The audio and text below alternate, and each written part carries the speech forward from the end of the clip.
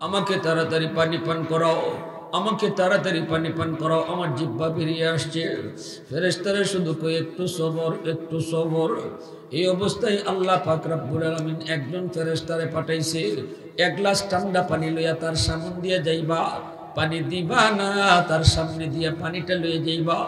ফেরেশতা এক গ্লাস ঠান্ডা পানি লইয়া এই লোকটার পাশ দিয়ে যখন যাইতেছে, তখনই ডাক দিয়া কই, কে গো তুমি, তাড়াতাড়ি দাঁড়াও, আমাকে এক গ্লাস পানি পান করাও, আমার জান বের হয়ে যাইতেছে, এক গ্লাস পানি দাও।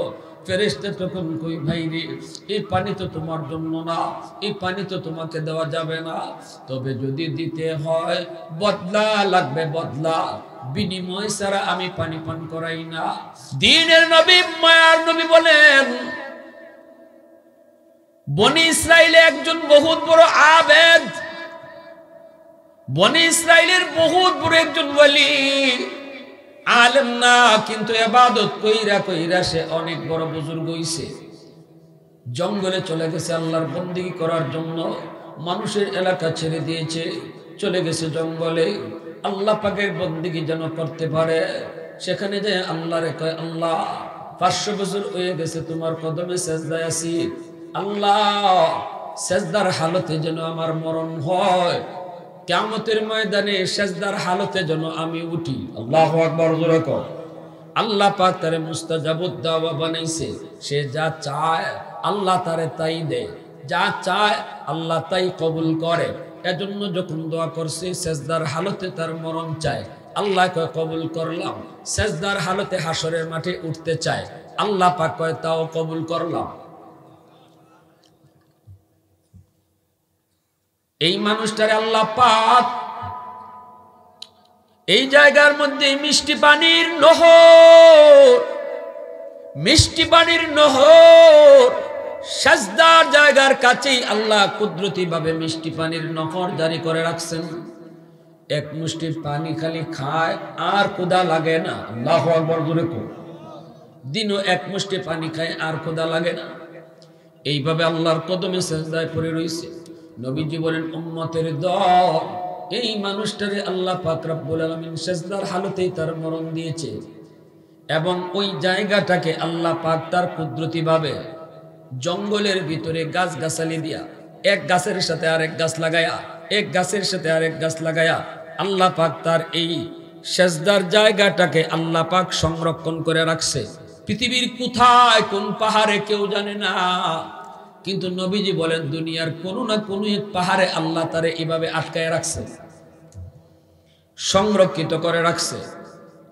নবীজি বলেন কিয়ামতের ময়দানে সেজদার হালতেই সে উঠবে। নবীজি বলেন, জানোনি উম্মতের দল, ওই লোকটা সেদিন আল্লাহর দরবারে হাজির হওয়ার পর আল্লাহ পাক তারে জিজ্ঞেস করবো, বান্দা জান্নাতে তো যাইবা, কিন্তু আমলের উসিলায় নাকি আমার দয়ায়? তখন সে মনে মনে ভাববো, 500 বছর সেজদা করে কাটাই দিছি, জীবনে গুনাহ করলাম না, আল্লাহর দয়ায় কেন জান্নাতে যাব? আমার আমলের জোরেই তো জান্নাতে যাওয়ার কথা। এটা কিন্তু মুখে কয় নাই, মনে মনে আসছে। মনের খবর জানেন কে? তো আওয়াজ দিয়ে কোন, নাকি আমার ফিস সাহেবে জানে? হ্যাঁ, দরগা, সাফরান, শাহজালাল? মনের খবর কোনো বাবাই জানে না। মনের খবর জানেন শুধুমাত্র কেডা? আওয়াজ আসতে কেন? রোগী আছে নাকি? মনের খবর জানেন কেডা? কেউ যদি মনে করে আল্লাহ যেমন মনের খবর জানেন, আমার ফিস সাহেবেও জানে, সাথে সাথে ঈমান চলে যাবে। ঈমান থাকবে না যাবে? ঈমান চলে যাবে। আল্লাহ যা পারে মানুষ তা পারে না, ঠিক কি না? তার মনের খবর আল্লাহ পাক জেনে গেছেন। আল্লাহ পাক তার মনের ভাব যাই না, আল্লাহ কয় এসে জবাব দিতে হইব না, বুঝছি, তোমার তো আমল আছে প্রচুর, প্রচুর আমল আছে তোমার, 500 বছর সেজদাতে কাটাই দিছ, অতএব জান্নাতে আমলের কারণেই যাওয়ার কথা, যাও। ফেরেশতারা বলতেছেন, যাও আমার বান্দারে জান্নাতে লয়ে যাও। কিন্তু যাওয়ার সময় জাহান্নামটা একটু দেখায়া নিও। আল্লাহ ফেরেশতারা কি কইছেন, জান্নাতেই লয়ে যাও, যাইবার সময় জাহান্নামটা একটু দেখায় নিও। ফেরেশতারা তারে লয়ে যাইতেছেন, ফেরেশতারা তারে লয়ে যাইতেছেন। জাহান্নামের কাছাকাছি যাওয়া মাত্রই জাহান্নামের আগুনের তেল তার শরীরও লাগছে, শরীর শুকায় আইতেছে, পানির তৃষ্ণা দেখা দিছে, এখনো কিন্তু জাহান্নামের কাছে দাঁড়াও গেছে না। ফেরেশতাদেরকে ডাক দেয়া কয়, আমাকে এক গ্লাস পানি পান করো। ফেরেশতারা কয়, আল্লাহর বান্দা, এখানে তুমি পানি পাবা কোথায়? তোমার জন্য মালিক যেই জান্নাত রেখে দিয়েছে, ওই জান্নাতে তুমি যেমন পানি চাও তেমনি পাইবা, একটু সবর করো। আর একটু কাছাকাছি যখন নেই, আরো পানির তৃষ্ণা বাড়ে, ভাই আমারে পানি দাও। ফেরেশতারা কই, একটু সবর করো, একটু সবর করো আল্লাহর বান্দা, একটু সবর করো। আরো যখন কাছে যায় তৃষ্ণা আরো বাড়ে, ভাই আমারে পানি দাও। ফেরেশতারা কই, একটু সবর করো, জান্নাতে গেলেই তুমি পানি পাবা। এইভাবে যতই কাছে যেতে লাগলো ততই পানির তৃষ্ণা কমে না বাড়ে। এ যুবক, পানির তৃষ্ণার কারণে তার জিহ্বা বের হয়ে আয়। ফেরেশতাদেরকে বলতেছে, আমি আর সামনে যেতে পারবো না গো, আমাকে তাড়াতাড়ি পানি পান করাও, আমাকে তাড়াতাড়ি পানি পান করাও, আমার জিহ্বা বেরিয়ে আসছে। ফেরেশতারা শুধু কই, একটু সবর, একটু সবর।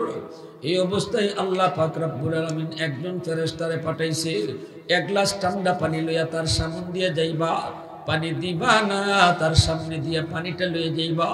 ফেরেশতা এক গ্লাস ঠান্ডা পানি লইয়া এই লোকটার পাশ দিয়ে যখন যাইতেছে, তখনই ডাক দেয়া কই, কে গো তুমি, তাড়াতাড়ি দাঁড়াও, আমাকে এক গ্লাস পানি পান করাও, আমার জান বের হয়ে যাইতেছে, এক গ্লাস পানি দাও। ফেরেশতা তখন কই, ভাই রে, এই পানি তো তোমার জন্য না, এই পানি তো তোমাকে দেওয়া যাবে না, তবে যদি দিতে হয় বদলা লাগবে, বদলা, বিনিময় ছাড়া আমি পানি পান করাই না। ফেরেশতারা যখন বলছে বিনিময় ছাড়া পানি পান করাই না, তখনই লোকটায় কয়, কি তুমি বিনিময় চাও বলো? ফেরেশতা কয়, এক গ্লাস ঠান্ডা পানির দাম হলো 500 বছরের ইবাদত। এই হাসরের ময়দান, এখানে টাকা চলে না, পাউন্ড চলে না, ডলার চলে না, রুপি চলে না, কোনো টাকা চলে না, পয়সা চলে না। হাসরের মাঠে শুধু নেকি চলে, নেকি। যদি তুমি আমার এক গ্লাস পানি নিতে চাও, তাহলে আমাকে 500 বছরের ইবাদত দেওয়া লাগবে। এই কথা বলতেই লোকটা তখন দেখতেছে আমার জান তো বের হয়ে যায়, জান তো বের হয়ে যায়, আমার কাছে আছে তো 500 বছরের ইবাদত। কয়, পাই না, তুমি 500 বছরের ইবাদত লইয়া দাও, তবু আমারে জান বাঁচাও। 500 বছরের ইবাদত দিয়া এক গ্লাস পানি খাইছে। এইবার আল্লাহ পাক রব্বুল আলামিন ফেরেশতাদেরকে কয়, আমার ফেরেশতারা আর বান্দারে জান্নাতে নেওয়া লাগতো না, আবার আমি আল্লাহর দরবারে হাজির করো। মালিকের দরবারে হাজির। আল্লাহ পাক ডাক দিয়া কই, বান্দা, যেই আমলের জোরে তুমি জান্নাতে যেতে চাও, এই আমল তোমার কই? 500 বছরের ইবাদত এক গ্লাস পানির বদলা যদি তুমি দিয়ে দিতে পারো, তাহলে আমি আল্লাহ দুনিয়াতে যত গ্লাস পানি খাওয়াইছি আমার পানির বদলা দিয়া দাও। আর আস্তে পান সুবহানাল্লাহ, কথা বুঝেননি আপনারা? আমার এক গ্লাস পানির বদলা যদি 500 বছর ইবাদত হয়, আমি আল্লাহ জীবনে তোরে কয়েক গ্লাস পানি খাওয়াইছি, এই পানির বদলাটা দিয়া দা। সাথে সাথে আল্লাহর কদমে সেজদায় পড়ে গেছে, সাথে সাথে সেজদা। মালিক, ভুল করে ফেলেছি গো মালিক, আমার দিলের খবর তুমি জানছো। আল্লাহ, আমি চরম ভুল করেছি। ইবাদত আমরা দুনিয়াতে যা কিছু করি, এই সব কিছু ইবাদত আল্লাহর নিয়ামতের বদলা হয় না। সুবহানাল্লাহ, জোরে কও।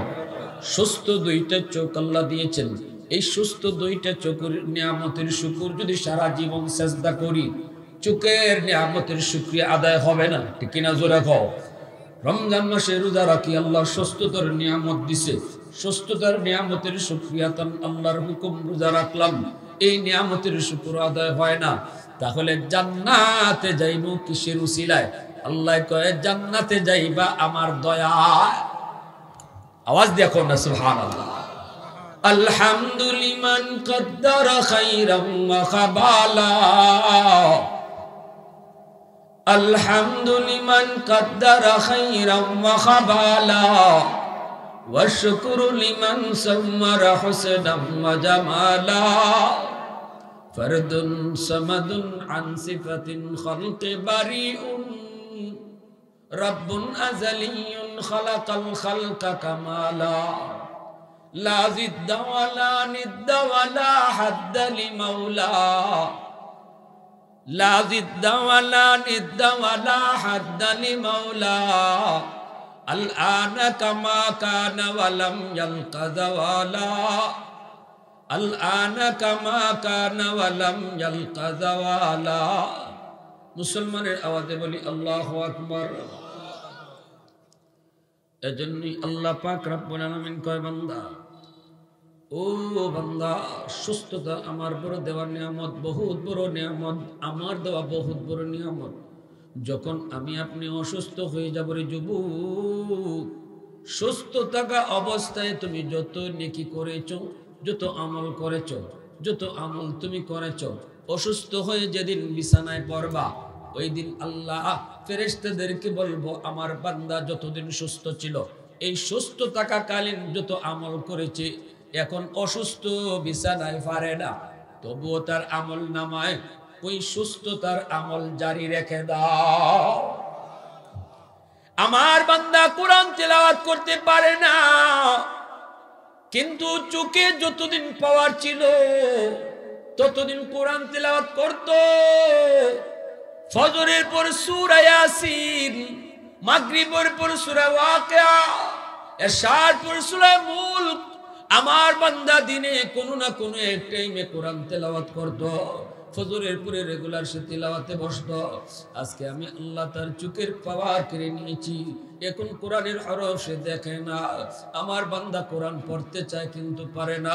আফসোস করে রে যুবক, কোরআন পড়তে যেয়ে যদি কেউ আফসোস করে, তিনটা জিনিসের দিকে তাকায় থাকলেই আল্লাহ সওয়াব দেয়। তিন জিনিসের দিকে তাকায় থাকলেই সওয়াব আল্লাহ দান করে।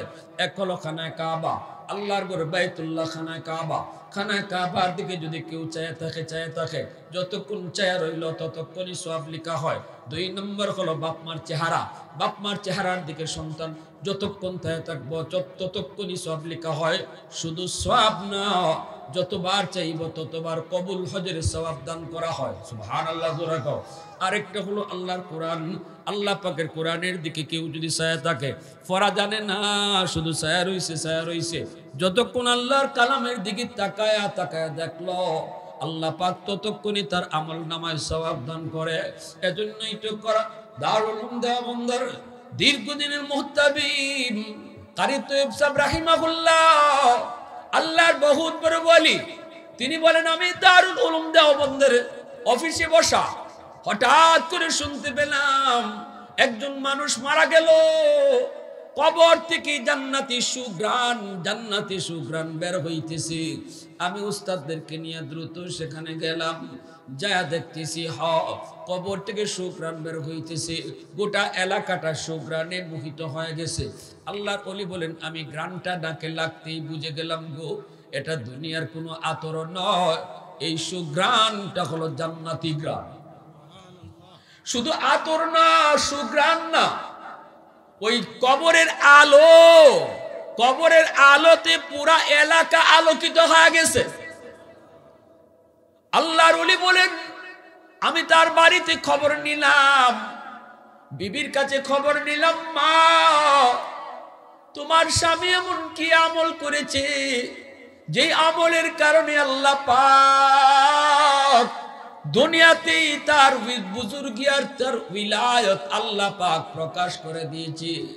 কি এমন নেক আমল সে করেছে গো মা, একটু কও।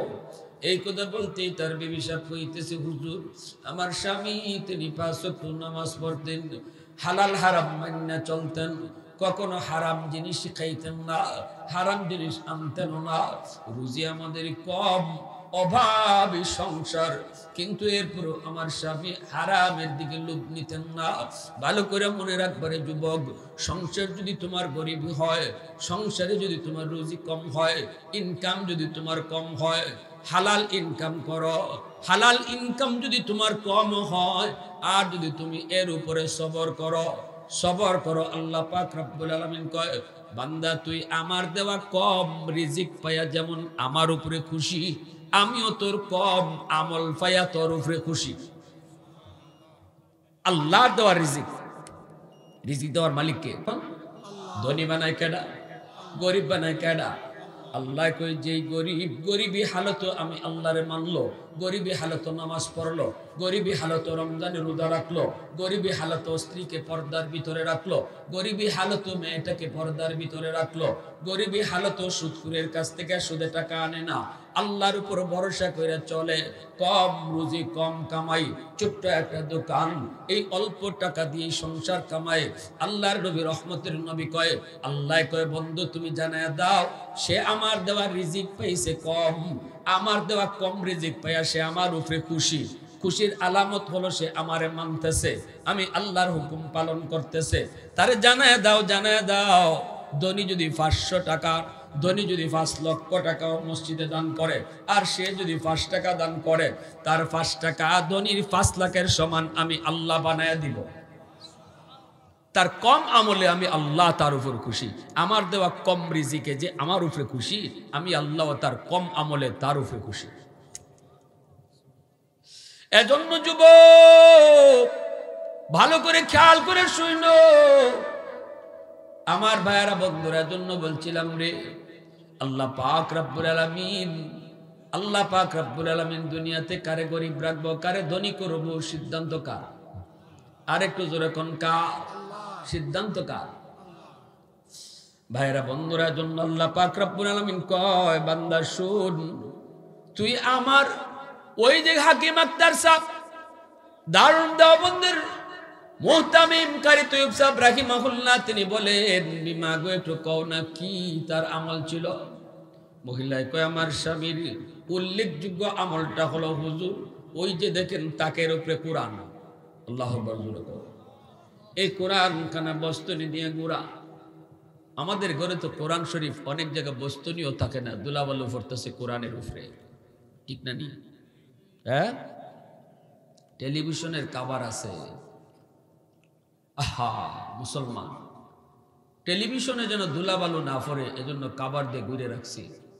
কিন্তু বহু মুসলমানের ঘরে কোরআন, আল্লাহর কালাম, যে কোরআনের উসিলায় আল্লাহ আমারে খাওয়াইতেছে, ফালতেছে, এই কোরআন আমার ঘরে অবহেলায় দুলাবালি পড়তেছে।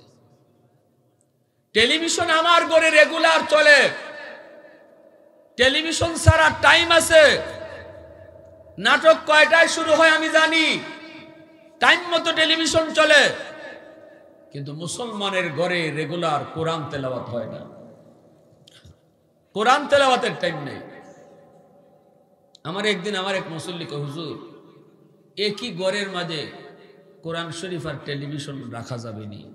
মাসালা দিগায়, এক ঘর টেলিভিশন আর মাথকাতে কোরআন শরীফ।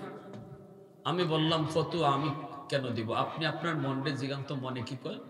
হুজুর, আমার মন তো কয় এটা হয় না, এটা পারে না।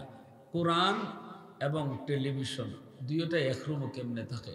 আমি বললাম, আপনার মন তো ফতুয়া সঠিক ফতুয়া দিছে। হুজুর কি করি এখন? আমি বললাম, কি করি মানে? এটা আপনার মনে আপনি জিগান। হুজুর, ফুলাফান তো শুধু মানুষ বুঝে না, আরেক বাড়ির জায়গা টেলিভিশন দেখবার লাগে, টেলিভিশন তো ঘরে না রেখে পারি না। তুই এক কাম করি, টেলিভিশন ঘরই থাকো, আর কোরআন শরীফে বারান্দা দিয়া দেই।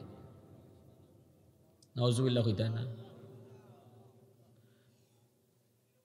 কিভাবে মুসলমানের ঘরে রহমত আইতো? স্বামী স্ত্রীর ভিতরে মহব্বত বাড়তো কেমনে? যেই ঘরে কোরআন বারান্দার জায়গা পায়, আর টেলিভিশন মেইন ঘরে জায়গা পায়, এই ঘরের স্বামী স্ত্রীর ভিতরে ভালোবাসা আসবে কি কইরা, রহমত ঢুকবে কি কইরা, বাপ বেটার ভিতরে মহব্বত বাড়বে কি কইরা, ভাইয়ে ভাইয়ে ভালোবাসা তৈরি হবে কি কইরা, ঝগড়াঝাটি বন্ধ হবে কি কইরা। রহমতের দরজা তো আমি বন্ধ করে রাখছি আর গজবের দরজা খুলে রাখছি। আমার ঘরে তো গজব দৌড়ায় ঢুকে, রহমত ঢুকতে গিয়া ফায় দরজা লাগায়। ঠিক কিনা জোরে খাও। হুজুরের ফানি পড়ার দোষ না, হুজুরের তাবিজ পড়ার দোষ না। হুজুরের তাবিজ পড়া দিন ফানি পড়া দিন কামায় না। হুজুরের ফানি পড়া তাবিজ পড়া আপনার ঘরে ঢুকতো যায়, গিয়া দেখি না আপনার ঘরের দর লাগাই রহমতের দরজা বন্ধ। ফানি পড়া ঢুকবো কোন ভাই? ফানি পড়া তো কোরআন ফুইরা ফুদিছে, আল্লাহর কালাম তো রহমতের দরজাতে ঢুকে, গজবের দরজাতে ঢুকে না। ঠিক কিনা জোরে খাও। আল্লাহর কালাম রহমতের দরজা দিয়ে ঢুকবে, গজবের দরজা দিয়ে ঢুকবে না। আমার ঘরে যদি রহমতের দরজা বন্ধ থাকে, গজবের দরজা খোলা থাকে, হুজুরের ফানি পড়া তাবিজ পড়া ঢুকবো কোন দরজা দিয়া? দরজা তো খোলা পায় না। দোষ হুজুরের না, কিন্তু দোষ সকলটা আমরা হুজুরের গায়ে দেই। বাজারে গিয়ে ওই সৈয়দপুর বাজারে ঢুকিয়ে দেখবেন, পরের দিন কইব নাই রে, নাই নাই নাই, আগের মেসাব নাই। কিতা নাই? আগের মেসাব নাই। বলে কেন? আগের মেসাব ছিল, মেসাব ফু দিলে ডাইরেক্ট 100। আর এখন হুজুরের কাছ থেকে 3 বার ফানি পড়া আনছি, জামাই আগের থেকে আরো বেশি বেশি ফিটায়। ঠিক না নি? আনছিলাম আমারে মারে দৌড়ে গাইলায় পানি পড়া 3 বার আনছি, এখন আগের থেকে আরো বেশি বাংলা গাইল দেয়। এই কেন? এটা হুজুরের দোষ না। হুজুর ফানি পড়া ঠিকই দিছে। আগের হুজুর যে কোরআন পড়ে ফুদিত, এখনের হুজুর এই কোরআন পড়েই ফুদে। যেই জমানায় হুজুরের ফানি পড়ায় কাজ হইতো, ওই জমানায় মুসলমানের ঘরে ফজরের পরে কোরআন তেলাওয়াতের আওয়াজ শোনা যাইত, সুমধুর কোরআন তেলাওয়াতের আওয়াজ শোনা যাইত। কোথায় গেল সে কোরআনের সুমধুর আওয়াজ? কই গেল মুসলমানের সে কোরআন তেলাওয়াত?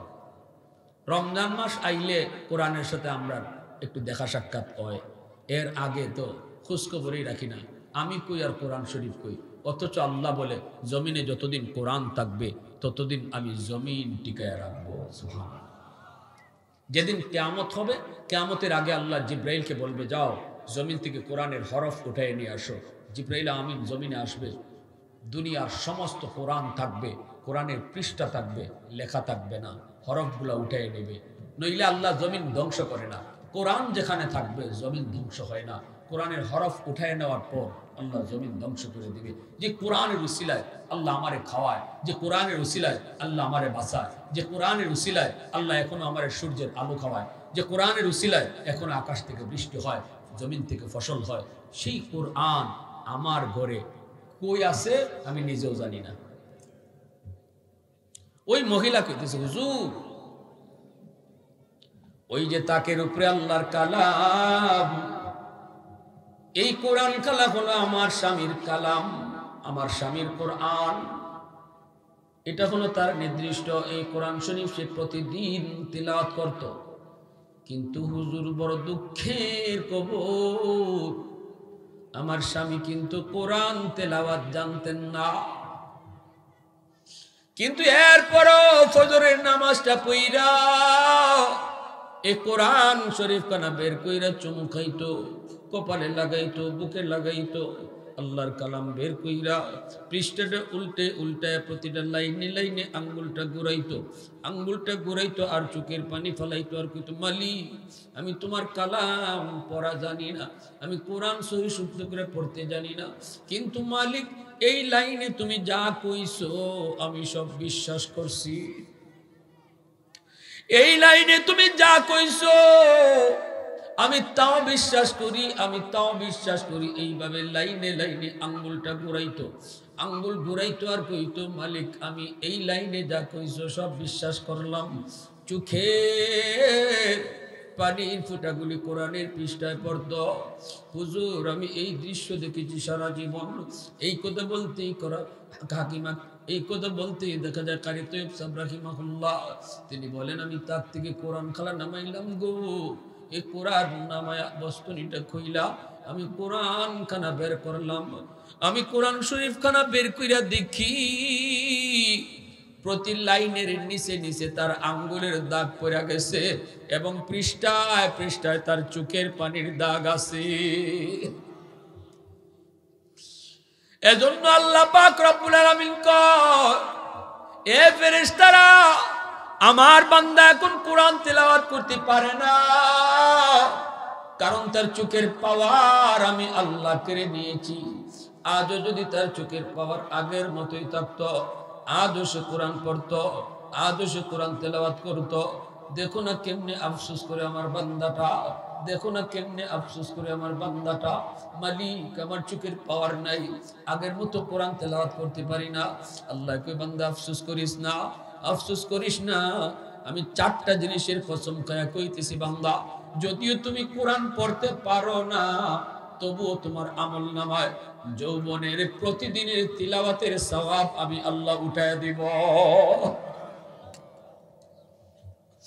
আহাদুল লাইসা কামিসলিক সামাদুল লাইসা কাফাদলিক লিমানিল মুলকু তুগুই তু সাজাওয়ার খুদাই তু খুদাবন্দ ইয়ামিনি তু খুদাবন্দ ইয়াসারি তু খুদাবন্দ জমিনি তু খুদাবন্দ সামাই তু রহিমি তু করিমি তু সামিঈ তু বসিরি তু মুইজ্জি তু মুদিল্লি তু মালিকিল আরশি বজাই বরি আজ চৌবচে রাই বরি আজ সূরতে রঙ্গি বরি আজ ইজ্জ নিয়াজি বরি আজ বিম উমিদি বরি আজ খুরদন ও খুফতন বরি আজ তুহমত মরদন বরি আজ বিম উমিদি বরি আজ রঞ্জ বালাই। এজন্য আল্লাহর নবী রহমতের নবী বলেছেন, যেই যুবক যৌবনে আল্লাহর গোলামি করব, গায়ে শক্তি যতদিন ছিল এতদিন আল্লাহরে মানছে, রমজান মাসে রোজা রাখছে, রমজান মাসে রোজা রাখছে, বুড়া বয়সে সে ফারে না, কোনোভাবেই ফারে না। ডাক্তারও নিষেধ করছে, অর্ধেক দিন গেলে পরে বেহুশ হয়ে যায়। শরীয়তে তার সুযোগ দিছে, তোমার রোজা রাখন লাগতো না, এতটা তুমি দুর্বল হইছো, এতটা অসুস্থ হইছো। যতদিন তোমার গায়ে শক্তি ছিল রমজানে রোজা তুমি রাখছো রে যুবক, এখন তুমি গায়ের শক্তি না থাকার কারণে পারো না। আল্লাহ পাক কয়, যদিও তুমি রোজা রাখো না, তবু আমল নামায় আল্লাহ পাক রমজানের রোজার সওয়াব উঠায় দিব। তাহলে গায়ে শক্তি যতদিন আছে এতদিন এই নিয়ামতের শুকর আদায় করা দরকার, আসেনি না নাই? আরেকটু জোরে কো, আসেনি না নাই? একটা হাদিসে কুদসি, মন দিয়ে শোনো, মন দিয়ে শোনো। হাদিসে কুদসি আল্লাহ কি কয়, আলা কুল্লা ইয়াউমিন ওয়াল আরদু ইস্তাজিলু রাব্বাহু ওয়াল মালাইকাতু ইস্তাজিলু রাব্বাহু ওয়াল বাহরা ইস্তাজিলু রাব্বাহু। আল্লাহ পাক রব্বুল আলামিন কয়, জানোনি প্রতিদিন জমিন আমি আল্লাহর কাছে আবদার করে। জমিনে কই, মালিক, এই জমিনের ভিতরে কত নাফরমান, কত গুনাহগার তোমার নাফরমানি করে, কত বেনামাজি নামাজ না পড়ে চলে, কত সুদখোর সুদের ব্যবসা কইরাও জমিনে হাঁটে। আমি জমিন আর কতদিন এই নাফরমানের পায়ের বোঝা নিব, এই নাফরমানের পায়ের বোঝা আর কত নিব? আমি তার পায়ের আওয়াজ কত শুনবো? আবতালিউ ইবনা আদম ফি কারি, মালিক তুমি অনুমতি দাও এই নাফরমানগুলোকে আমি গিলে ফেলবো, সুদখোরকে আমি জিন্দা গিলে ফেলবো, বেনামাজিরে আমি জিন্দা গিলে ফেলবো। এই যে আসতেছে রমজান, রোজা না রাইখা জমিনের ভিতরে কত নাফরমান মানুষের সামনেও বইয়া বইয়া খাইব, কেউ বা টঙ্গির ভিতরে আড়ালের ভিতরে ঢুইকা খায়া ফেলবো। আল্লাহ পাক রব্বুল আলামিন কই, জমিনে ডাক দেখুন, মালিক পর্দার আড়ালে সে খাইছে, কেউ দেখছে না, কিন্তু আল্লাহ কয় আমার জমিন দেখছে। জমিনে ডাক দেখো, মালিক এই নাফরমান ঘরের ভিতরে আড়ালে অথবা দোকানের ভিতরে পর্দা টানায়া খাইয়া বাইরেছে মানুষের সামনে, রোজাদারা শাস্তেছে। ও মালিক অনুমতি দাও, অনুমতি দাও, এই নাফরমানরে আমি জিন্দা গিলে ফেলবো, আমি জমিন ফেটে যাব, ওরে জীবিত গিলে ফেলবো। আল্লাহ পাক কয়, কেন? আসবিরু ইলা মাতা আসবিরু, জমিনে কই আমি কতদিন আর দেখতাম, কত কাল আর এই নাফরমানি আমি দেখব। আল্লাহ পাক কয় শুধু জমিন নয়, ওয়াল বাহরা ইস্তাজিলু রাব্বাহু, সাগর মহাসাগর কক্সবাজার সমুদ্র সৈকতের পারে যাইয়া কত যুবক যুবতী নিয়ে গুনার কাজে মত্ত হয়ে যায়। সাগরের পানিটা ডাইকা কই মালিক আমি নাফরমানি কত দেখব, আমি পানিটা দেখতেছি, আমারে দেখায় নাফরমানি করে, আমি তো তোমার হুকুমে চলি, আমি কতটা অশান্ত নাফরমানগুলি ভালো করে জানে। মালিক অনুমতি দাও, দেখো আমার রূপটা কেমন, মুহূর্তের ভিতরে আমি পানির গোটা জমিন তলায় দিতে পারি, সবগুলি নাফরমানরে ডুবাইয়া দিব। ও মালিক সবগুলি নাফরমানরে ডুবাইয়া দিব। যেই জমিনটারে নাপাক বানাইছে পানি দিয়া জমিনটারে পাক বানায় দিব। আল্লাহ তুমি অনুমতি দাও। আল্লাহ পাক রব্বুল আলামিন কয় আমি জমিনও ধমক দেই, সাগর মহাসাগরও ধমক দেই। প্রতিদিন কিন্তু আপনাদের এই আজলপুর গ্রামের মাটিও আবদার করে। এই আজলপুর গ্রামের ভিতরে যত বেনামাজি আছে, এই বেনামাজিরে জমিনে খায়া ফেলতে চায়, গিলে ফেলতে চায়। একদিন দুই দিন না, আল্লাহ কয় প্রতিদিন একবার আবদার করে আল্লাহর কাছে। আল্লাহ পাক কয় এরে জমিন ভালো করে শুনতাম, আমি আল্লাহ দেখতেছি জমিনে কত গুনাহ হয়, কত অত্যাচার হয়, কত জুলুম হয়, কত নাফরমানি হয়। আমি আল্লাহ দেখতেছি এই জমিনে কত সুদের ব্যবসা করে, কত জিনা করে। আমি আল্লাহ দেখতেছি এই জমিনের ভিতরে রমজান মাস আসলে পড়ো কত বেরোজগার রোজানা রাইকা আমি আল্লাহর সাথে নাফরমানি করে। আমি সব কিছু দেখতেছি, আমি সব কিছু দেখি, এরপরও আমি কেন নগদ ধরি না জানোসনি? কারণ এই মানুষকে আমি আল্লাহ বড় আদর করে বানাইছি। আসমান আল্লাহ বানাইছেন কুন ফায়াকুন বইলা, জমিন আল্লাহ বানাইছেন কুন ফায়াকুন বইলা, ফেরেশতা আল্লাহ বানাইছে কুন ফায়াকুন বইলা। আল্লাহ কইছে জমিন হওয়া গেছে, আসমান হওয়া গেছে, ফেরেশতা হওয়া গেছে, কিন্তু আমারে আপনারে আল্লাহ পাক কুন ফায়াকুন বলে বানায় নাই। আমারে আপনারা যখন আল্লাহ বানাইছে, আল্লাহ বলে খালাকতু বিয়াদাইয়া, আমি আমার বান্দারে নিজের হাত দিয়া বানাইছি। কারণ এই চেহারার মধ্যে এত দামি কপাল, এই কপাল আমি বানাইছি আমার সেজদার জন্য। এই জমিন আমি অপেক্ষায় আছি আমার বান্দা কখন কোন জায়গায় জানি তওবা করবে, চোখের পানিটা ফালায়া দিবে। 40 বছর পরে যদি সে তওবা করে, তওবার সুযোগ যদি পাওয়া যায়, সে তওবা করতে সময় লাগাইছে 40 বছর, কিন্তু আমি আল্লাহ তওবা কবুল করতে 40 মিনিটও সময় লাগাইতাম না। আমি আল্লাহ মুহূর্তের ভিতরে তওবা কবুল করে নিব। বান্দা গুনাহ করেছে 60 বছর, 60 বছর পরে তওবা করেছে, তওবা করতে সময় লাগাইছে 60 বছর, কিন্তু আমি আল্লাহ কবুল করতে 60 মিনিট লাগাইতাম না। আল্লাহু আকবার জোরে কও। আমি অপেক্ষায় আছি, অপেক্ষায় কখন কোথায় কোন টাইমে জানি চোখের পানি ফলায়, কখন জানি কই মালিক জীবনে অনেক রোজা কামাইছি, আর জীবনে কোনোদিন রমজানের রোজা কামাইতাম না, একটা রোজাও বাদ দিতাম না। দিল থেকে এমন নিয়ত কার কার আছে একটু হাত উঠে আল্লাহরে দেখাও। দিল থেকে রমজানের রোজা 30টা রাখবো নিয়ত কার কার আছে হাত উঠে দেখাও। আল্লাহ তুমি আমাদের প্রতিটা হাতরে কবুল করো। রমজানে আমরা 20 রাকাত নফল তারাবির নামাজ পড়তাম, কার কার নিয়ত আছে একটু হাতটা বালা করে জাগাও। আল্লাহ আমাদেরকে 20 রাকাত তারাবির নামাজ পড়ার তৌফিক দাও, জোরে কও আমিন।